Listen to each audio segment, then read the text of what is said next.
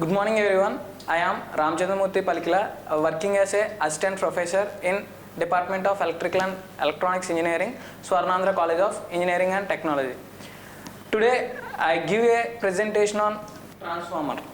So on that, first of all we will learning about what is the introduction part of transformers, and after that working principle, construction and applications. On my first slide I give a brief introduction on transformer. Firstly, I start with introduction, basic definition of transformer. Basically, transformer is a static device which is used to transfer electrical energy from one AC circuit to another without changing frequency. Hence, transformer is called as a constant frequency device, constant flux device, and constant power device. On that, input of the transformer and output of the transformer both are AC. Why we are using transformer in an electrical engineering?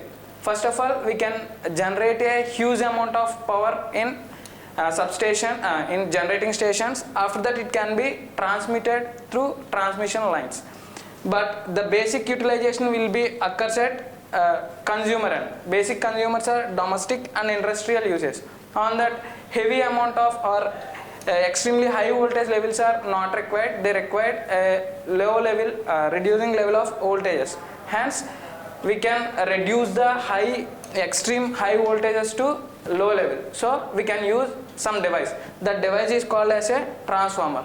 So in that basic definition, the basic purpose of transformer is used to reduce or step up or step down the voltage level to voltage level for the preference of consumer usage. Next, on next slide, we can show the diagrammatic representation of transformer in generating station side and distribution side. This is the basic diagram. Now in this slide, we would like to explain basic working principle of a transformer. This is the basic diagram of transformer. The winding, transformer mainly consisting of two windings, primary winding and secondary winding. The winding which is connected to the supply side, that winding is called as a primary winding, and the winding which is connected to the load side, that winding is called as a secondary winding. The basic working principle of a transformer is Faraday's law of electromagnetic induction and mutual induction. Based on that principle, the operation will be occurs. Like that, firstly, the working principle. Firstly, the primary winding is energized with the single phase AC supply. Then single phase current will flows through the primary winding. Single phase current will flows through the primary winding. Because of current flow in primary winding, the alternating flux will be produced on that primary winding. Then the produced flux in primary winding can be linked with the secondary windings. Because of Faraday's law of electromagnetic induction, the alternating flux cuts the stationary secondary winding. It will produce a EMF. Based on that principle, EMF will be produced on that. The voltage level will be changes with respect to the consumer needs, but without changing the frequency value. And transformer is a electrically isolated and magnetically coupled device.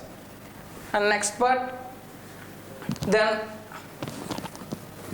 on next slide, if for suppose at the first introduction part we can discuss the primary the input and output of the transformer is AC. For suppose when you give the DC supply to the transformer, what will happen? Is it working or not working?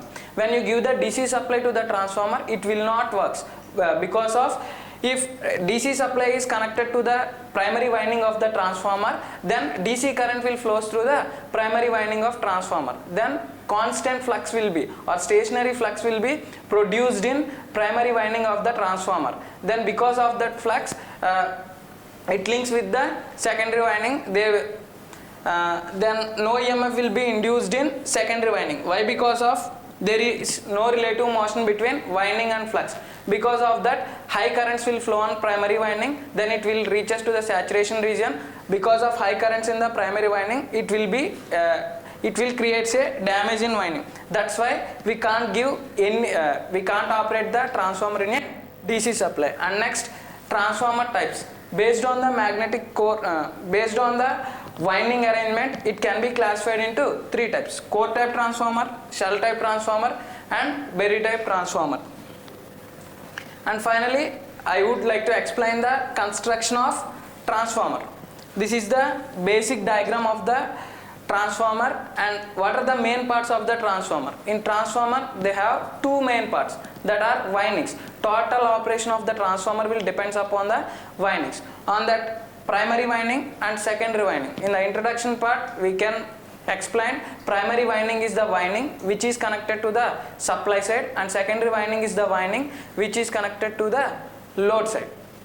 Then in this, primary winding is and secondary winding both are made up of silicon steels. Why? Because of we would like to reduce the losses which are present in the transformer. What that are losses are hysteresis losses and eddy current losses. So windings are made up of silicon steel, to which reduces the hysteresis losses and eddy current losses. Another important parts of transformer are tank, conservator, breathers, and explosion vents, etc.